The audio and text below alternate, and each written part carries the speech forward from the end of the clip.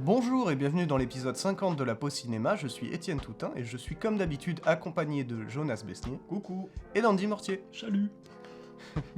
Donc comme d'habitude, on va commencer par les actualités qu'on a pu voir cette semaine, en commençant par un petit film qui n'est malheureusement pas sorti au cinéma, et que tu as vu Jonas, Oui. qui n'est autre que... R de Ben Affleck. Je sais plus ce que j'ai dit après. Qui devait sortir au cinéma de C'est base ça, merci chef. et racheté par Prime. Exactement. R de Ben Affleck qui justement devait sortir en salle je crois mais qui a été racheté par Prime, Amazon Prime, je crois, je suis toujours pas sûr. Et c'est un film qui est vachement bien, donc c'est dommage qu'il soit pas sorti en salle. Du coup, pour en dire un peu plus sur le film, en gros c'est l'histoire du coup de Matt Damon qui joue un chef chez Nike, et de Ben Affleck justement qui lui est le PDG, le cofondateur de Nike, qui justement se battent face à la concurrence d'Adidas et de Converse pour essayer de se faire signer Michael Jordan et créer toute l'histoire derrière. C'est une histoire vraie. Et le film du coup se concentre exclusivement en fait sur les deals et sur genre l'histoire en fait de Nike par rapport au basket, parce que justement on apprend qu'il y a pas mal de secteurs dedans. Et ce qui est déjà super intéressant, c'est qu'il ne prend pas les grosses figures américaines. C'est du coup bah là Michael Jordan, genre à aucun moment Michael Jordan on le voit face cam, ni l'acteur et tout, donc on le voit quasiment jamais. On n'a que des interactions avec ses darons et du coup Matt Damon. Et c'est vraiment un combat hyper acharné, et c'est super intéressant de se dire que du coup Ben Affleck en fait adopte une mise en scène assez neutre, assez classique, mais genre de très bonne facture, hein, mais qui reste assez classique, tu vois, pour vraiment pas nous essayer de nous sortir en fait de l'histoire, justement du récit qui est quand même assez intense et qui requiert d'attention entre guillemets. Et c'est super bien rythmé, c'est super bien monté, c'est super bien joué, c'est drôle, c'est émouvant, c'est prenant et tout, et tu passes un super moment. Le film il dure genre 1h55, donc en vrai ça passe tout seul.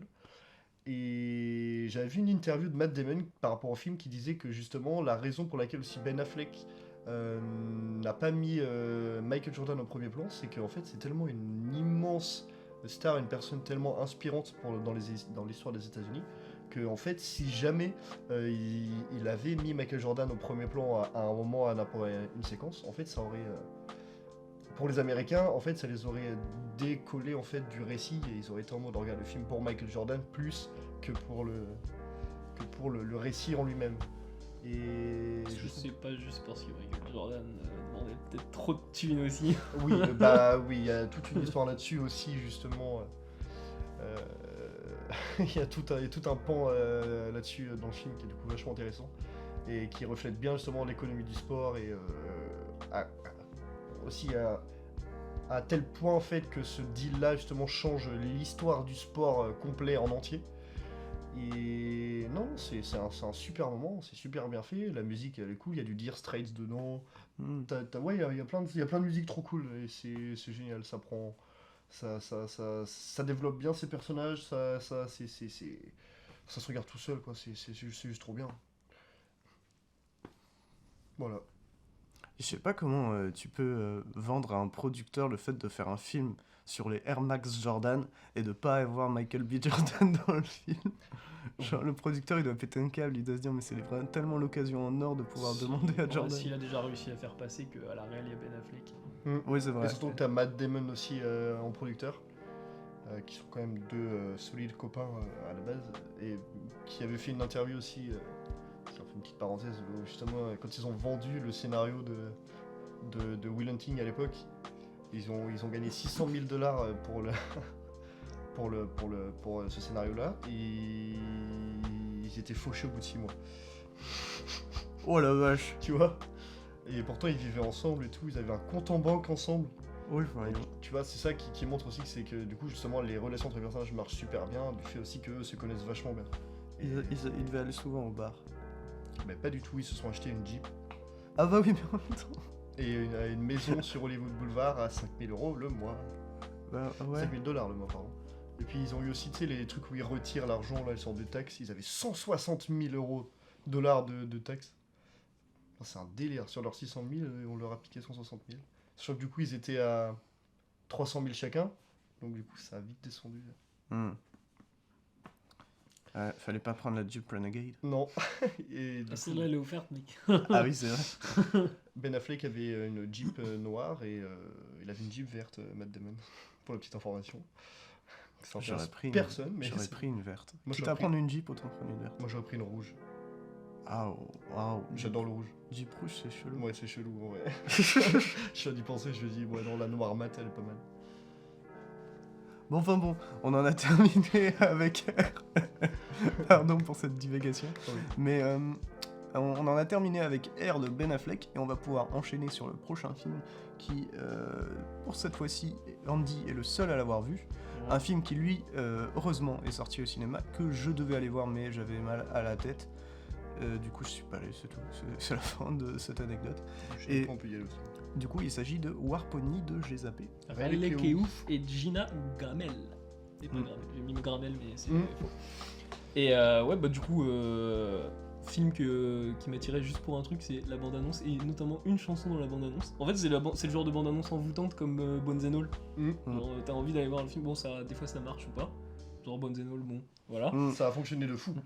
Et enfin, moi j'attendais déjà un film assez lancinant, et je savais pas du tout par contre sur quoi se concentrait le film, enfin sur quelle communauté du coup. Et le film est tourné du coup dans une réserve amérindienne, Mhm. et avec des vrais acteurs amérindiens, enfin acteurs, ils sont pas acteurs du tout les Amérindiens. Ils ont aucun passif là-dedans. Mais Riley Keough et Gina Gamel du coup ont pris les gens selon comment ils vivent et tout ça. Inspiration Et- de Madland. Et il y a aucun, enfin ça joue moins bien dans des films professionnels que là-dedans. Vraiment, il y a aucune erreur en termes de jeu. C'est super bien joué. Et pour l'histoire, du coup, on se concentre. Il y a deux, donc c'est en montage parallèle pendant presque tout le film. On se concentre sur un gamin du coup qui a des problèmes familiaux et qui va fuguer à un moment, mais voilà quoi, problèmes scolaires, tout ça. Et un autre plus âgé qui lui a des problèmes de thunes et qui va chercher de la thune pendant tout le film, au point de même à un moment avoir un caniche et vouloir faire des bébés caniches pour les revendre. Et c'est presque, il y a vraiment film très enfantin d'un côté et le film très branleur de l'autre. Et le film joue sur une ambiguïté. En soi, c'est pas un spoil, hein, je vais le dire, parce que bon, voilà. Vu que c'est un montage parallèle pendant presque tout le film, donc c'est pas un montage parallèle, mais bon. Moi, je m'attendais en fait, parce qu'à la fin, au milieu du film, je me suis dit, mais attends, c'est pas possible, les deux persos ils se croisent pas du tout dans le truc et tout. Je me suis dit, vas-y, il y a un gamin, il y a un plus vieux. Mm. Je me doute. De Il y a des ressemblances, on voit jamais les mêmes persos. Il y en a un, le plus vieux n'a pas de père. Le gamin perd son père. Donc je me suis dit, voici, il y a un délire passé, un délire temporel et tout. Au final, le film prend la surprise et on a des petits reveals qui sont vraiment pas mal. Et pour ce qui est de la réal, c'est pas non plus, ça casse pas trop patin un canard par contre. En vrai, c'est clean. Mais on va pas. Enfin voilà, c'est le film. en fait, c'est c'est- clairement le film indé où c'est bien millimétré quoi. Mais Bah, ça fait le un taf, spi à ça 24. sert son récit, quoi, Ouais. globalement. en vrai, ça aurait pu. Je sais pas si ça aurait pu être un film 4. Hein Ça fait le taf et ça sert son récit, globalement. ouais, moi je me suis pas du tout fait chier pendant le Ouais, film. c'est ça. Et non, il y a un truc. Enfin, je sais pas, il y a un truc très relationnel dans le film. Il va y avoir des persos américains, notamment à un moment dans le film. On a vraiment les pires bouseux du monde. Enfin, Mhm. Et c'est un film qui est pas tendre avec la communauté amérindienne. Qui est dans le sens où il va montrer tous les défauts, enfin des défauts de la communauté. Mais on se doute que ces défauts-là ne viennent pas d'eux. Ça vient de leur entourage, de l'entourage américain qui essaye justement. Parce qu'il y a eu l'Holocauste, tout ça, des Amérindiens.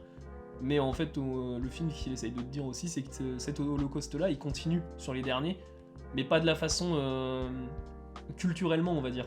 Genre, tu vois que c'est autodestructeur. Enfin, par exemple, le mec qui cherche de la thune, enfin, ça va être. Enfin, le gamin, par exemple, va revendre la drogue, tu vois, de son père, des trucs comme ça. Enfin. Et même, enfin, je sais pas s'il a fait de la tôle, mais on se doute qu'il a un peu fait de la tôle, le gamin le plus vieux. Enfin, ça parle. Il a une petite larme sous l'œil. Il a pas une larme, il a un cœur. Ah ouais, ah Ouais. oui, bah oui, ouais. Mais voilà, on se doute de certains trucs. Enfin, il y a une ambiance très crade en fait dans le film aussi.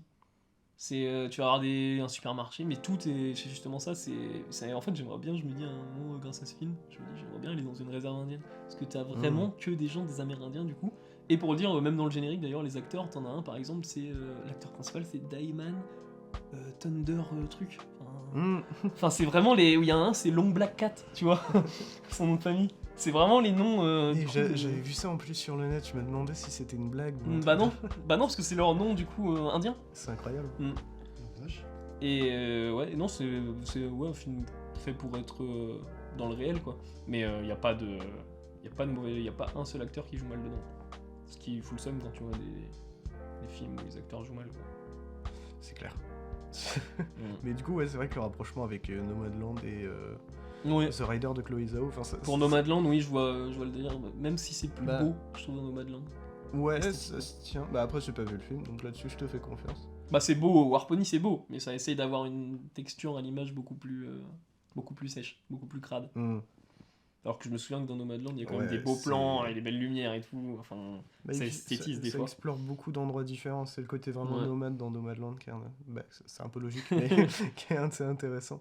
Je pense du coup ouais, la comparaison avec The Rider, elle fait peut-être plus de sens dans le sens où bah, The Rider c'est aussi un peu un laissé pour compte, mais c'est surtout un laissé pour compte qui perd pas espoir. Et genre il y a en fait tu suis concrètement un mec qui est genre dans... Bah, en fait, merde, comment ça s'appelle? Quand tu fais des montées sur taureau. Ah, les rodéos. Ouais, c'est ça. Et en gros, le mec est très fort, il a un bête d'avenir là-dedans, et à un moment, il va se péter la jambe. Et bah, du coup, tu vas suivre pendant toute sa vie, enfin, quasiment, pendant un bon moment de sa vie, et à un moment, il va avoir des pertes, des deuils et tout. Enfin, c'est vraiment incroyable, ce Rider. Putain, ça fait penser Et c'est au un film. peu, du coup, un laissé pour compte, tu vois. Ça me fait... Y a pas un truc comme ça dans Cry Macho? Ou dans un film de Clint Eastwood? Un Si, mec qui le se pète la jambe et puis qui peut plus faire le cheval? Peut-être. Je sais plus dans Oh, quel... ça Macho, c'est possible. Est-ce qu'il y a moyen que ce soit dans Cry si, Macho? il y a moyen, il y a moyen. Après, je sais plus, j'ai dormi devant le film tellement c'était chiant. Moi j'aime qui je Cry Macho. Je l'ai pas retenu, mais... Moi, je me souviens juste qu'il a un poulet et qu'il dit que le poulet est fort. Oui. Quelqu'un qui fait du rodéo Bah, sur c'est poulet. carrément- Ouais, c'est macho. Bah, macho, ça veut dire fort. Mais aussi, ça pose la question, le film Warpony, de leur attachement à ses racines. Aussi, parce que du coup, il y a énormément de modernité dans le film, mais il y a aussi des cérémonies, par exemple, où tu vas avoir des cérémonies indiennes. Quoi. Et voilà. Ok. Donc, c'est à voir. Bah, du coup, je pense qu'on en a terminé avec Warpony et qu'on va pouvoir enchaîner sur le prochain film d'actualité de cette semaine, qui n'est autre que... Sakra de Donnie Yen. Oui. Je suis le seul à avoir vu. J'ai bugué un instant. Euh, Est-ce que Andy, tu veux commencer sur le Ouais, Contexte. je vais commencer. sur le Du contexte? coup, je voulais aller voir le film. Je ne connaissais pas le contexte avant d'aller voir le film, je préviens. Bah, je voulais aller voir le film, puis j'ai vu un truc en mode, un petit truc qui m'a interpellé en disant ouais, plutôt que d'aller voir le film du pantin de Xi Jinping, je vais aller voir autre chose. Du coup, je me suis dit attends, il y a Sakra qui sort, il y a Donnie Yen. Je me dis vas-y, je vais aller me renseigner. Oui, du coup, le film en gros, bon déjà vu le budget de Sakra, tu te doutes qu'il est pas financé par un indépendant hongkongais. Hein. Enfin, voilà. Il a Par combien une de société. budget? Ouais, il y a 150 millions de yuan, je crois, un truc comme ça. Bon, après, il y a le transfert. En vrai, ça doit être un bon blockbuster, même pour les Chinois, quoi. Mais attends, mais ça fait combien en dollars? Je sais pas. Il y a une poignée. Mais en vrai, pas S'il y tant a que ça. 150 millions dedans, où est-ce qu'ils sont passés? Dans le cachet Je de sais pas, Donnie je me Yen. Bah, peut-être, ouais. Mais Honnêtement. bah, de toute façon, Irréal, il est acteur dedans. Oui. Ouais, donc. Ouais, il doit être bien payé. Mais en tout cas, du coup, le film essaye de se faire passer pour un film d'art martial hongkongais. Alors que pas vraiment. Du coup, il est financé en partie par le PCC. Et ça devient beaucoup plus une pub pour le PCC que. Voilà. Qu'un film. Enfin, c'est un film propagandiste. Quoi. Bah ouais, enfin c'est... Déjà le film s'appelle normalement, le vrai titre c'est Sakra, la légende des demi-dieux. Bah, c'est ça le titre en français. À aucun moment dans le film on parle de demi-dieux. Genre à aucun moment. Genre vraiment zéro moment. On n'entend même pas le mot demi-dieu. Jamais. Bah, après, tu sais pas, tu parles pas chinois. Non mais Peut-être ça n'a pas été traduit. Bah, ce serait débile alors, parce que du coup, genre, tu perds toute foi au film. Non, mais en vrai, le film, je suis vraiment demi-teinte parce que le film, genre, son scénario est extrêmement pâteau, mal écrit, et genre, c'est plus classique qu'un scénario classique. C'est même pas possible de faire ça à la base, mais c'est cliché, c'est super mal joué, c'est vraiment pas terrible dans ce truc-là. Bah après, il est vendu sur les scènes de combat. Là. Justement, qui est pour moi le gros point positif du film, mais en même temps qui a des défauts. Tu vois, si tu prends un gros point positif, il a des petites bulles de défauts autour. Genre, elles sont extrêmement inventives, extrêmement efficaces, extrêmement... Oh la vache, je suis comme... C'est pas énorme. C'est vrai. Mais justement, bah oui. Du coup, elles sont inventives, elles sont efficaces, elles sont bien dosées, elles sont longues, elles sont plutôt bien réalisées. Il y a des idées qui sont vachement stylées. Le truc qui me dérange, c'est les effets spéciaux qui sont lunairement mauvais.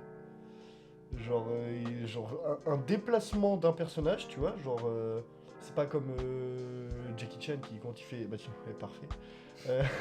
Quand il fait des saltos ou des je sais pas quoi, bah il les fait vraiment. Là, tu vois que les saltos sont faits en post-prod, en 3D. Donc c'est pas très beau, c'est pas beau même du tout. Que les effets spéciaux me font penser, je pense même, non, je trouve même les effets spéciaux des Nouveaux Mutants plus beaux. Ah, j'ai pas vu les Nouveaux Mutants. Moi non plus. Moi j'aime bien le film, mais les effets spéciaux sont à chier. Ouais, mais avec les reshoots aussi, il est sorti, il y avait Oui, des problèmes. oui, de oui, toute façon. oui, oui. C'est dommage parce que le film est cool. Je parle des Nouveaux Mutants. Ouais. Parce que ça crasse, c'est...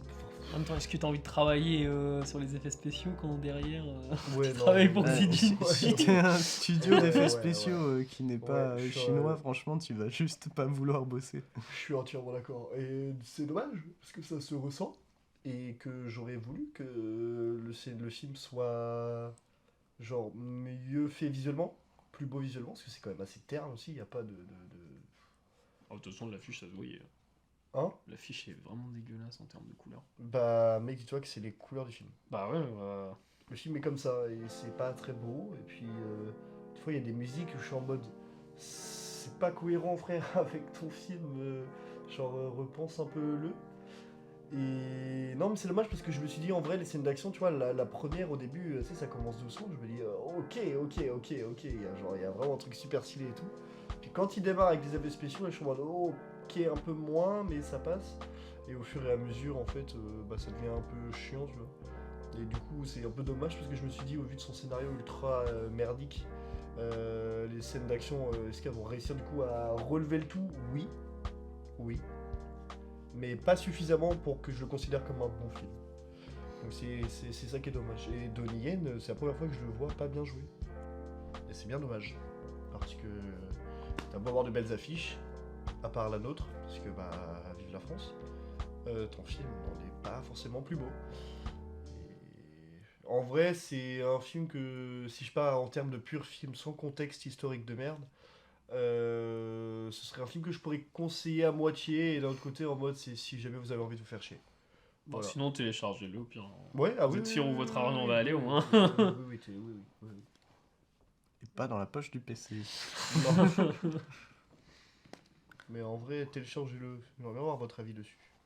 Bon, il doit être déjà en téléchargement, remarque.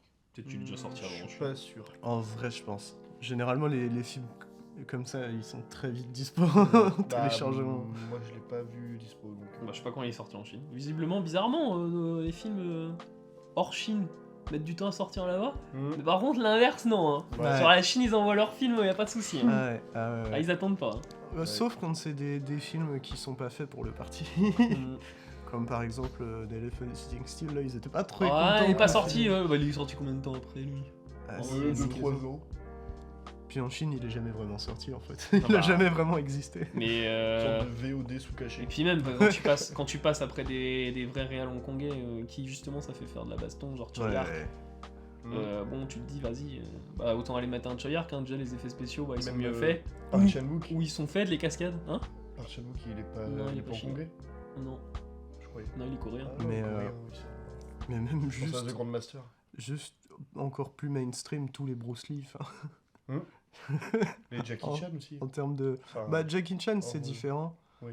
dans le sens où Jackie Chan, il met beaucoup d'humour dans ses films. Et qu'il a, on est plus dans du il a slapstick. viré américain aussi. Mais on en avait parlé dans Comme l'épisode Donnie où on a parlé du maître chinois, donc si vous voulez Oui. savoir plus, allez écouter ça. Il y a une énorme séquence référence à ce film dans Sakra. C'est pas étonnant. Elle est Dans le- beaucoup moins bien. Dans le sens où c'est un classique absolu, le maître chinois. Elle est beaucoup moins bien et qu'elle n'est pas utilisée même le reste. Donc c'est un peu con. C'est vraiment un moment où genre il prend un énorme vase et il boit genre tout l'alcool et tout et c'est en mode. En fait le truc c'était il y a tous ses anciens frères machin je sais pas quoi là. Il est en mode si vous voulez me combattre trinquez avec moi. Donc en fait il va boire 70 milliards de verres. Enfin des verres c'est des sortes de bols. Et après, à la fin, genre, il y a un mec qui arrive et lui, il prend directement le tonneau, il fait en mode bas les couilles et il boit le tonneau directement.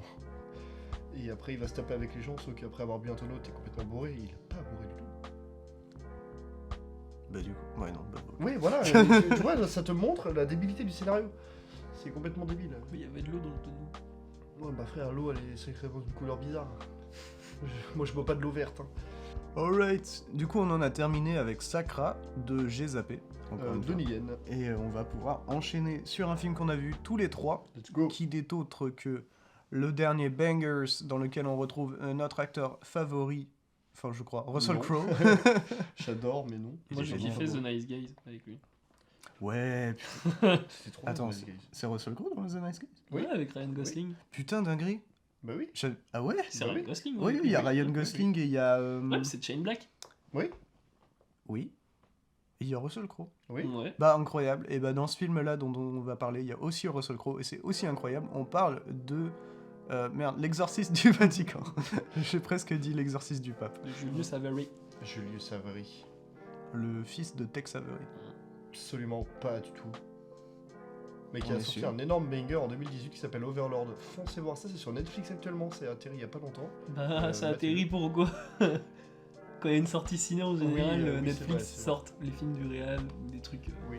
Mais c'est pas déconnant parce que c'est trop bien. Mais du temps en plus c'est bizarre sachant que Julius Savary lui a sorti quand même un film sur Prime l'année dernière. Bah oui, mais il est sur Prime. Il sera pas sur Netflix.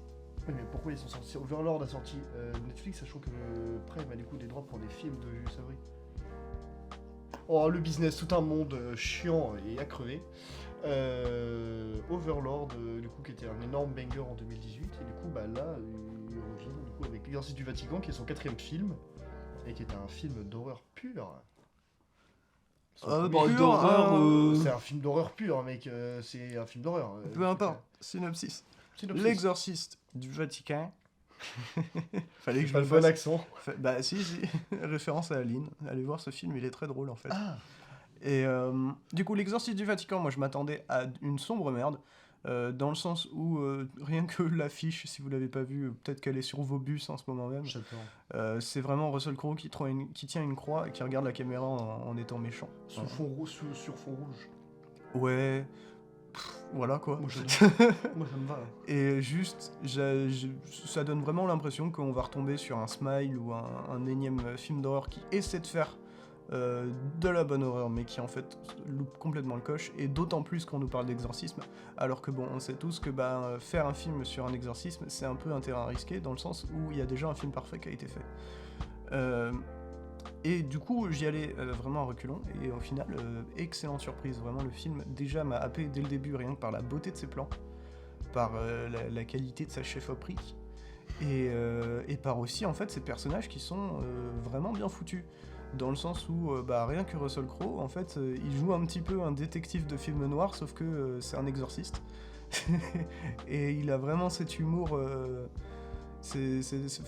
il a ce côté un peu alcoolique où genre il va boire du vin avant de faire ses exorcismes. Il a ce petit humour qui va faire chier les démons, mais aussi les gens autour de lui qui sont en mode qui concrètement il prend pas les choses au sérieux, alors qu'il les prend tellement au sérieux que on veut le gerter. Et c'est ça un petit peu en fait la plotline, c'est que vite fait parce qu'en vrai ce truc là il est vite évacué maintenant que j'y pense. Mais en gros au Vatican on ne croit plus au mal, le vrai mal, le evil, qui invoquerait des démons et ferait du mal au monde. Et c'est ça tout le problème, c'est parce qu'en fait c'est un peu un combat entre la nouvelle école et la vieille école du Vatican, où la nouvelle école ne croit plus au mal, pense que c'est simplement un concept, alors que la vieille école sait que c'est réel. Et Russell Crowe va être envoyé sur une enquête où il va faire face à un démon très puissant. Et ce qui est assez stylé, c'est que le film est quand même librement inspiré aussi, quand même, évidemment, de vrais écrits de ce vrai père Gabriel Amorth, qui a vraiment existé, qui a vraiment été du coup l'exorciste au Vatican. Et c'est stylé déjà de se dire qu'en fait il y a, je pense du coup, sûrement des choses qui sont vraies dans le film. Du coup c'est plutôt cool, moi j'aime bien. Bah, il y a des choses, toutes les choses sont vraies dans le film, dans le sens où elles sont adaptées des écrits, mais je suis pas sûr que les écrits soient vrais. C'est possible, mais en vrai je trouvais ça stylé que ce soit vrai, donc moi je considère qu'elles sont vraies. Ça c'est cool. Bah, après le film est quand même un peu romantisé, c'est logique parce que bah, c'est un film, donc c'est normal. Moi j'ai beaucoup apprécié le film aussi, par justement des aspects de mise en scène spectaculaires pour un film d'horreur, genre l'explosion du puits. Il n'y a que vous qui du coup voyez de quelle scène je parle. Au cinéma ça va péter mec, et j'étais vraiment wow, what the fuck. Genre, je trouve que c'est super spectaculaire. Et en même temps, c'est terrifiant, il n'y a pas des jumpscares chiants à crever qui servent à rien. C'est surtout c'est l'ambiance du film, surtout qui ressort et que j'apprécie beaucoup.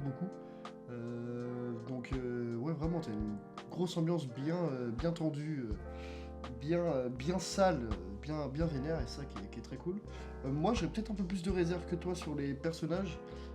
Parce que je les trouve assez souvent un peu con, un peu bêtes, même des fois dans leurs paroles ou dans leurs actions. Et c'est là où je trouve ça un peu dommage aussi d'un côté, c'est que je trouve qu'il n'a pas forcément réussi à trouver l'équilibre parfait dans la personnalité du père, justement joué par Russell Crowe, dans le sens où il va avoir justement des vannes et une grosse iconisation de son personnage, où il va être le mec ultra puissant, s'il est là c'est bon, genre tu peux te sentir un peu en sécurité, genre tu sais qu'il est là, tu vois, qu'il va gérer la situation. Et bon, alors moi quand il était un peu en mode épique badass, je trouve ça trop bien, j'adore. Quand il faisait ses petites vannes, j'étais en mode bon, une fois c'est rigolo au début du film, après j'étais en mode bon, après des fois ça n'a pas forcément sa place. Mais ça m'a pas tant dérangé que ça, mais je trouve ça un peu dommage. Et puis bon, l'autre père qui fait des actions un peu bêtes, même la famille, hein, la fille qui fait des fois des choix bêtes, du style ton frère a un démon en lui, pourquoi tu vas le voir toute seule? Voilà. En vrai, ça va, ça. Bah, je trouve ça. Bah, moi, sur le coup, c'est Moi, ça ton m'a petit frère vraiment te pas fait peur. choqué. Je te trouve dur là-dessus. Il tape, tu sais, sur le mur. Parce que moi, à la place, je fais quoi? Je me cache, je me reste pas seul déjà dans une pièce. Et elle a fait quoi? Elle va voir son petit frère qui lui a déjà fait des dingueries en termes de démonerie. Du coup, je suis un peu en mode bon, oui, c'est vrai que je peux être un peu dur là-dessus. C'est quelque chose. Bon, mais c'est comme C'est les gens. des petits détails, tu vois. C'est des petits détails qui m'ont moi un peu marqué, un peu chiffonné, tu vois, dans le film. Mais globalement, dans l'ensemble, moi, j'ai adoré voir le film et je pense même que j'irai le revoir parce que je trouve ça trop cool. Il est beaucoup trop cool le film. Mais ça, c'est le défaut. Enfin, c'est comme les gens qui se séparent dans les films d'horreur. Enfin, c'est un truc. Tu peux pas avancer des fois dans l'histoire quand tu te poses ces questions-là. Enfin, c'est pareil. Enfin, en soi, de toute façon, la famille ne croit pas forcément aux démons de base. Donc ils vont pas. Ça se trouve, ils se disent juste que leur frère, tu vois, son frère à la meuf, il a une gastro et c'est tout quoi. Sacré genre, gastro. Là, gastro. Ça me rappelle Evil Dead Rise. Et Mais puis, pour le coup, juste pour revenir sur le perso de Russell Crowe, moi je l'ai trouvé vraiment parfait, dans le sens où on est habitué maintenant presque à avoir des persos mélange sérieux et humour, mais où c'est totalement déréglé et l'humour arrive pile au mauvais moment, n'est pas assez drôle, et les moments sérieux, du coup, on n'arrive plus à les prendre au sérieux. Mais là, je l'ai trouvé vraiment dans un équilibre très très bon, dans le sens où il est vraiment drôle, l'humour est bien placé, il n'est pas constamment là. Et quand il est sérieux, on le prend très au sérieux. Et j'ai trouvé ça vraiment bien. Mais puis Ouais, moi parfait, j'ai pas l'impression que le film de toute façon va être sérieux de base. Hein. Non, ouais. C'est le truc, c'est que tu disais l'écriture elle est con. Mais enfin en vrai tous les films L'écriture d'exorcisme. des personnages. Ouais, mais tu pourrais faire le même reproche à l'Exorciste. Ouais, ça C'est juste qu'en même temps, déjà pour suspendre ta crédulité devant le film, devant un film d'exorciste, aujourd'hui c'est un peu chaud quoi. Ouais. Bah, surtout Donc, que celui-là, il est vraiment dans un truc de spectacle. Ouais, Bah ça, ouais, ouais. c'est pas. Pour moi, j'ai l'impression que Julius Avery, quand il a lu le truc, il s'est dit, il s'imaginait les trucs, mais en plus fort, en Ouais. plus drôle. Tu vois, parce que je pense qu'il a détourné les écrits en mode, vas-y, je vais faire un truc drôle. J'y crois pas à ce truc-là. de toute C'est façon, un, donc, un petit peu un blockbuster d'horreur au final. Ouais, littéralement. Dans la forme. En vrai, ça se tient dans le fait qu'il prend son sujet à la fois au sérieux et à la fois pas du tout. Mais. Ouais, bah surtout au niveau de la fin, mec. Bon, à la fin, tu te dis, ouais, le mec, il s'est barré en couille. Il a pris de la coke. Enfin, c'est un délire. Mais. Ah bon Ah, mais dans la façon d'écrire, genre, moi, à la fin, j'étais en mode, mais what the fuck? Non, pas vous? Non. Bah, moi, la fin m'a vraiment surpris. Je pensais pas que ça allait si loin, tu vois. Attends, j'essaie de trouver. Quand il est dans la grotte, là, une sorte de grotte Ouais. Enfin, moi, j'ai trouvé ça chelou, mais j'ai kiffé, hein. Mais j'ai trouvé ça tellement bizarre, je me suis dit, mais comment il a écrit son scénar? Ben non, moi j'ai trouvé ça logique que ça. Ouais. là. C'est fin du spectacle C'est quoi. Ouais, bah oui. Mais c'est dans justement le fait de faire du spectacle où Enfin, ça m'a surpris. Alors, je veux dire, genre. La plupart des films d'horreur, ils vont jouer sur l'ambiance, pas sur le spectaculaire. Là, justement, en fait, l'ambiance est jouée par le spectaculaire, donc c'est ça qui est hyper stylé. Et Ouais. moi, ça m'a juste giga Je surpris. sais pas, moi ça me rappelle un peu. Bah, c'est mon ressenti, simplement. c'est un peu Ça m'a surpris. un peu ce que fait Ari Aster en fait, dans un certain sens. Non, Si. pas du tout. Je Ah, suis pas si. du tout d'accord. Si, Ari Je Aster, il y pas a du énormément tout. de moments qui sont super spectaculaires, mais qui peuvent aussi être. Enfin, en soi, quelque chose qui est choquant, ça reste spectaculaire. C'est spectacle Oui, ça macabre fait- chez Ari ouais, Aster. voilà. Oui, alors que là c'est plus amusant. Là, Oui, ouais, oui, là, bien c'est sûr. un vrai gros spectaculaire de blockbuster, des fois. Hein. Genre, moi, l'explosion me fait penser à gros Fast and Furious, comme s'il y allait y avoir des voitures qui allaient sortir du puits, quoi. Donc, Ouais. Non, mais je suis dans l'extrême, là. Ça, c'est qu'il faut faire une cure de désintox et arrêter les Fast and Furious parce que. Ah, merde. il faut arrêter les Fast and Furious, ça c'est quelque chose de base, c'était pas la question. On parlera bien assez la semaine C'est prochaine. Louis Leterrier qui le fait, ça va forcément être bien. Hein? C'est qui- Louis Leterrier. C'est qui Louis Leterrier? C'est le mec qui a fait le choc des titans. et Le qui, remake. et qui a fait aussi Je sais pas l'incroyable ce Hulk. Bref, pas des bons films. Ah, Il a fait Loin du périph' l'année dernière, c'était pas bien. Et il a fait les trucs avec les Gelfling et les Skeksis là sur Netflix. Truc qui est adapté de Frank Oz de base. Il a fait Dark Crystal. Dark Crystal, voilà. J'allais dire Dark Castle. j'ai. Non, Dark Crystal quand même qui C'est possède une très très très bonne note presse. Ouais, bah le film Très, de très Dark bonne Crystal critique. était bien. Enfin, très bien. Et la série, La je série sais est pas. bien, et c'est tout. Ouais, moi je voyais de très très très bons retours dessus. Faut jamais regarder. Mais bref, on parle pas de petites poupées à la Muppets dans l'exercice du Vatican. Et ouais, non, mais justement, quand je parlais du coup du spectaculaire par rapport à l'ambiance, c'est juste moi sur le coup, en fait, je m'attendais pas justement à voir un film genre, enfin, qui me surprenne comme ça, dans le sens où quand tu regardes les films classiques du style, enfin classiques entre guillemets, genre quand tu regardes des bons films d'horreur, genre Conjuring, etc., les films de James Wan, Ouais, mais t'es déjà là, t'es dans le blockbuster horrifique aussi. ouais, mais je trouve les films de James Wan vont être beaucoup plus centrés sur l'horreur. Là, lui, il est plus centré sur le faire du spectaculaire avec l'horreur. Quand tu regardes la petite mare, là, je vais pas spoiler, et que t'as quelque chose qui rentre, qui sort, là, qui commence à voler, où t'es en mode, mais ouah, là, ça va trop loin. Et au final, c'est pas ce que tu penses. Et ça modifie en fait tout l'aspect de la scène. Et je trouvais ça complètement stylé. Et je me suis dit, c'est super inventif.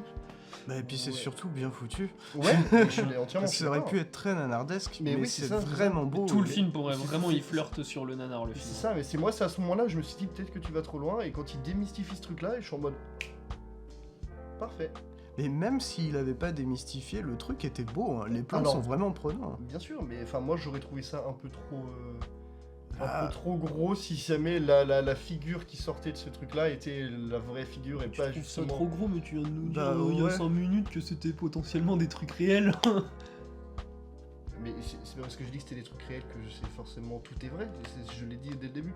C'est des écrits. Mais Ouais, il mais- a romantisé le truc, il en a fait un film. On va pas se mentir, de toute façon, le film est 100% romantisé là. Bah, oui. oui, c'est possible, évidemment. J'ai pas lu les écrits. Bah, même les écrits sont très romantisés, Bah, je pense, c'est si c'est possible aussi, adapté. frère, on Je sait sais pas, pas si c'est vraiment fidèle. Bah, on a Les aucun- livres sont bien.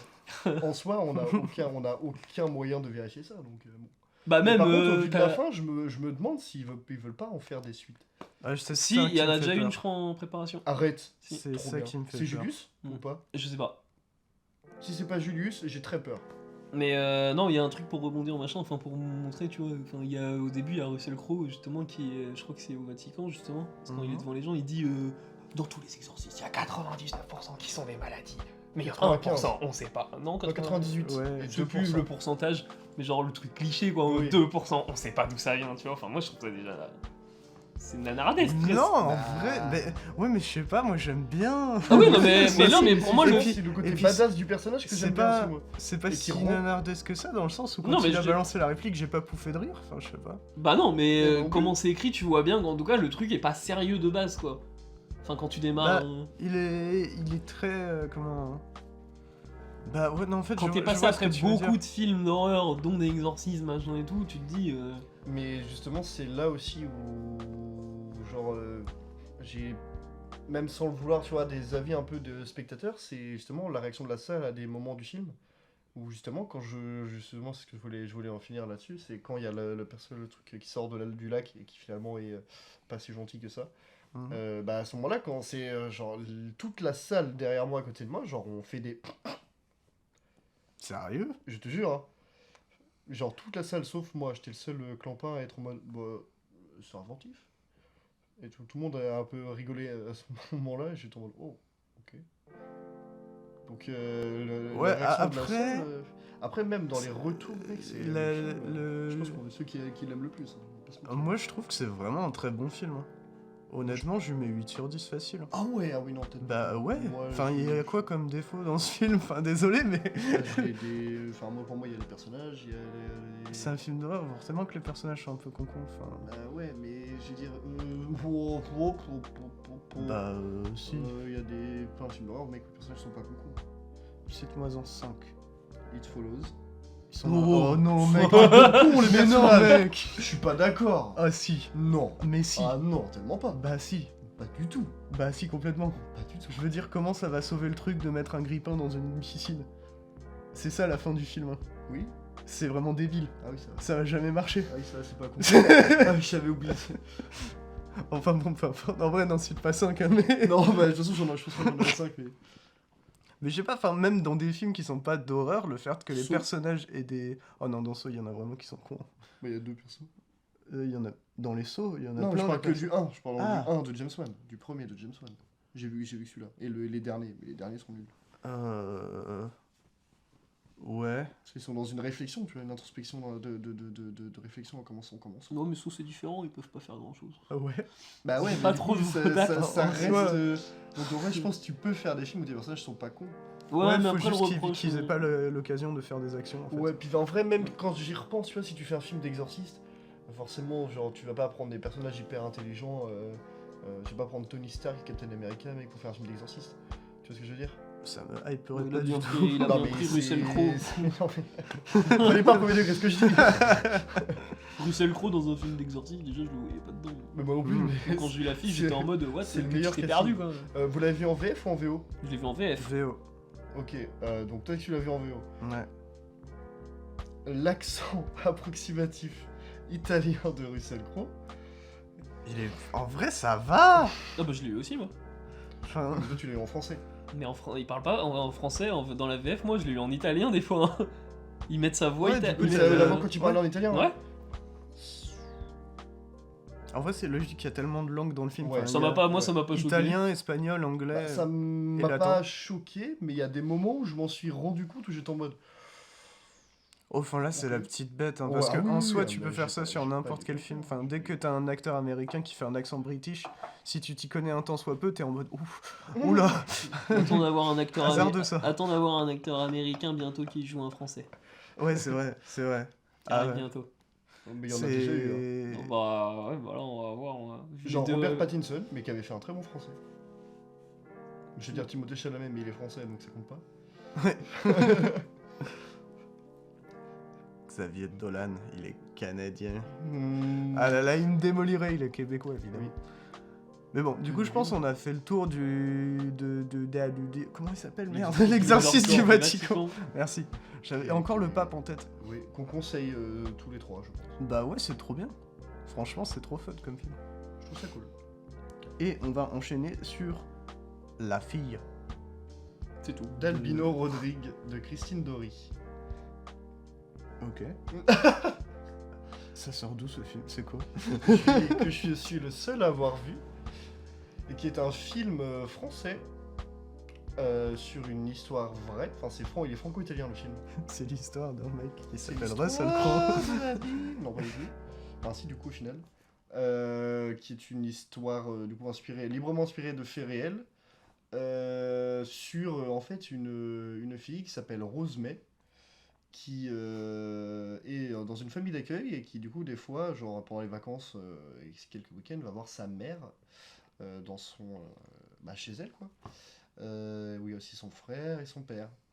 Et à un moment, elle y va et puis elle voit son frère un petit peu, son frère se barre et après genre où est papa? Papa, on sait pas où il est. C'est bizarre. Albino Rodrigue, on ne sait pas où il est. Et du coup, il y a tout ce truc-là où on essaie de savoir, de comprendre où est-ce qu'il est, qu'est-ce qui est bien pu se passer, etc. Sachant qu'elle, du coup, après, revient dans sa famille. Donc, on a tout aussi un pan, en fait, sur la relation mère-fille, où tu as la mère qui est ultra toxique et ultra mauvaise par rapport à sa fille. Et du coup, il y a quand même plein de sujets qui sont relativement traités. Et je sais pas quoi penser du film. Parce que il y a un côté de moi qui aime beaucoup le film, mais un côté de moi qui est en mode il y a quand même beaucoup de trucs qui vont pas quand même dedans. Si je commence par les points positifs, je dirais la mise en scène qui est en soi un peu comme R, assez classique, tu vois, mais qui sert super bien son récit et qui n'en fait pas des caisses comme ça pourrait l'être, tu vois, genre un film d'auteur, forcément, tu vois. Je pense qu'elle avait plein de moments, plein de trucs où elle aurait pu partir dans des délires de réel un peu barrés, mais qui n'auraient pas trop eu sa place à mon avis. Et je trouve que du coup, elle a bien géré là où fallait mettre un peu plus de réel et là où fallait être plus restreint, plus en arrière. Donc ça, c'est quelque chose que... L'équilibre, justement, de la mise en scène, j'ai trouvé ça très cool. Emily Dequesne, qui joue la mère, excellente en termes de personnage et d'acting. Genre, rien à redire, vraiment, elle est superbe dedans. Si on reste sur l'acting, point négatif, l'actrice principale, qui à certains moments est un mix de Ryan Gosling et de Nicolas Winding Refn. Et... Et des fois, genre un mix de papa, maman, offrez-moi un rôle, je ne sais pas jouer. C'est triste et un peu terrible parce que je pense que l'actrice vraiment dans son personnage marche super bien, mais derrière ça suit pas quoi. Et je trouve ça vraiment dommage. Genre vraiment elle est monocorde, monotone. Ouais, vraiment c'est. Ah ouais, tu vas faire ça? Vas-y, on va faire ça. Bah du coup, elle sait pas le jouer en fait. Non. Bah, ça marche des fois. Oui, ça marche. Oui, ça Catherine, peut, moi mais- je trouve que c'est tout le temps ça que tu fais, hein, et ça marche. Les gens aiment bien. Hein. Ouais, mais là, ouais, non. Ah, je me souviendrai Bah, toute ma vie de non, petite oui. Solange, mec. Hein. Oh oui, on l'a vu ensemble le film. Je me souviens. Parce que- Alors, parce- Solange. Parce que Comment tu vas? je me dis dans un drame familial, genre, être monocorde, c'est un peu con. Oui, je suis d'accord, surtout qu'il y a des moments où elle exprime des choses, tu vois, des sentiments. Sauf que, en fait, c'est pas par la parole qu'on les ressent, ces trucs-là, on les ressent parce que, en vrai, genre, des fois, elle essaie de transmettre les émotions par son regard. Ils Ça, auraient dû la rendre totalement muette. Ça aurait été Ouais, en vrai, ça aurait pas été déconnant. comme le gamin dans le. Bon, il a bien parlé après, hein. Oui, c'était pas lui, c'était le Non. démon. Mais ouais, non, mais c'est dommage parce que, genre, en vrai, elle a quand même un bon personnage. Dans l'interprétation, au niveau des gestes, c'est bien, mais c'est au niveau des dialogues et de la parole où là, ça marche beaucoup moins. Il n'y a pas d'émotion quand elle parle, tu vois, genre, tu ressens pas en fait ce qu'elle dit vraiment, mais c'est dans les regards, dans les fois, dans les sentiments, tu comprends en fait. Mais pour moi, ça, c'est dommage. Le scénario qui est parfois bien ficelé et à d'autres un peu moins bien, genre la fin, soit je l'ai senti un peu venir. Enfin, la fin. La moitié de la fin. Parce qu'il y a un double twist. Où, Ok. j'avoue que le premier, je l'ai vu venir. J'étais en mode, bon, ça, classique dans la logique des choses, c'est normal. Ça m'a pas dérangé, mais j'étais en mode, bah, c'est dommage que. On le voit venir le truc, tu vois, je l'ai quasiment presque dit au début du film. Et il y a le semi-deuxième twist où t'es en mode, oh! Ah oui, je voyais pas la truc comme ça en fait. Et du coup, ça c'est pas mal. Mais sinon, en fait, tout le développement du truc et tout, où tu sais, bah, c'est un peu longué dans le sens où, en fait, on sait que telle personne ment et qu'elle continue à, en fait, à te mentir à la gueule en fait, en face, mais que tu ne fais rien, tu n'avances pas, tu vois. Et du coup, des fois, ça patine un peu au milieu, même si ça reste sur un temps relativement court, mais c'est ça que je trouve dommage. Et je pense qu'il y a un effet de montage là-dessus qui fait avancer ce truc-là un peu. Du coup, c'est le seul truc un peu dommage. Mais en vrai, sinon, le film est quand même relativement carré et c'est plutôt une bonne surprise. Surtout que je suis allé le voir en n'ayant vu que l'affiche. Je ne connaissais rien du film et j'ai plutôt été surpris, donc je suis content. Ça reste plutôt un bon film quand même. Ok. Bah du coup c'est terminé pour c'est la fille ou ma fille La fille de La fille. Rodrigue. d'Alvino Rodrigue. Comment l'oublier. Sacré Alvino. Et on en a terminé aussi du coup pour les actualités de cette semaine et on va pouvoir enchaîner sur, comme d'habitude, les prochaines sorties, enfin les actualités de Rennes en gros. Et bien dans les actualités de Rennes, déjà on a le film qui sort, l'ouverture de Cannes qui arrive la semaine prochaine, Ouais. avec Jeanne Dubarry. Mhm. Et très, on va dire, bon, Ouais, bon qui divise déjà. Ouais, En Le même temps, film bah, divise ou. Non, le film divise déjà. ouais. Non, enfin, le projet divise déjà. Ah oui, bah Bon, voilà. déjà mais ça va faire, pour Johnny Depp. Et aussi pour Mai Wen. Bah oui, mais c'est logique. Hein. Aussi pour Maïwen. Ouais, elle a sorti une grosse connerie. Je pense qu'il y Ah a... non, oui, si, je sais. C'est parce qu'en gros, elle avait été accusée d'agression. Non, c'est Luc Besson qui est accusé d'agression. Un journaliste a enquêté sur Luc Besson Oui. et Mai Wen, en gros, en plein truc, a, Oui. a insulté le journaliste Elle l'a qui frappé. enquêtait sur Luc Besson. Elle l'a frappé aussi. Bah, Et voilà. sauf que sur Quotidien, justement, sur le plateau, il lui a demandé si elle l'avait vraiment agressé. Elle a répondu oui. Oui, ils ont rigolé. Oui. Bah après, elle a dit non, elle était en mode je veux pas en parler là parce que je veux pas que ça influe sur la sortie de mon film. Bah en même temps, De ses propres mots. si elle disait non et qu'après le journaliste portait plainte, elle était à tort. Mais justement, elle disait qu'elle avait jamais reçu de plainte. Bon, enfin, Oh. bref, en tout cas. Ça arrive. Mais le plus important, les séances Il était une fois qui arrivent au Gaumont, enfin au pâté, dans tous les pâtés logiquement d'ailleurs, c'est Il était une fois Casablanca le 8 juin à 20h, ça sera tout le temps à 20h30. Il était une fois 2001 l'Odyssée de l'espace, Enfin enfin. Parce que bon, ça fait des années que j'attends de le voir en salle. Moi, toute ma vie. Et du coup, le 16 juin, le 23 juin, Il était une fois Blade Runner, Final Cut. Et le 29 juin, Il était une fois Les Affranchis. Et si jamais vous voulez plus, j'ai pas la date Le du coup 6 du prochain. juillet. Bah, le 6 juillet, il y a Joker de Todd Phillips qui fait un peu tâche dans Mm. la sélection, mais bon, bref. Et aussi, un film aussi qui va arriver dans les Vendredis de l'horreur au Gaumont, qui n'est pas encore affiché, mais j'ai reçu un mail qui me prévenait à l'avance que ça allait arriver. En gros, dans les Vendredis de l'horreur, le pâté va rediffuser Conjuring 1. Je Donc, m'attendais à un truc. C'est le vendredi. Bah, c'est stylé Conjuring 1, mais c'est trop Bien, mais bon, si un jour il C'est, passe l'exorciste, tu vois, bah. Ah bah là, oui, mais d'accord. mec, mais là, du coup, il diffuse Conjuring 1, donc pour ceux que ça intéresse, ça sera le vendredi 26 juin. Et toujours le jeudi 1er juin, du coup, on en parle depuis je sais pas combien de temps, mais le Samouraï de Melville.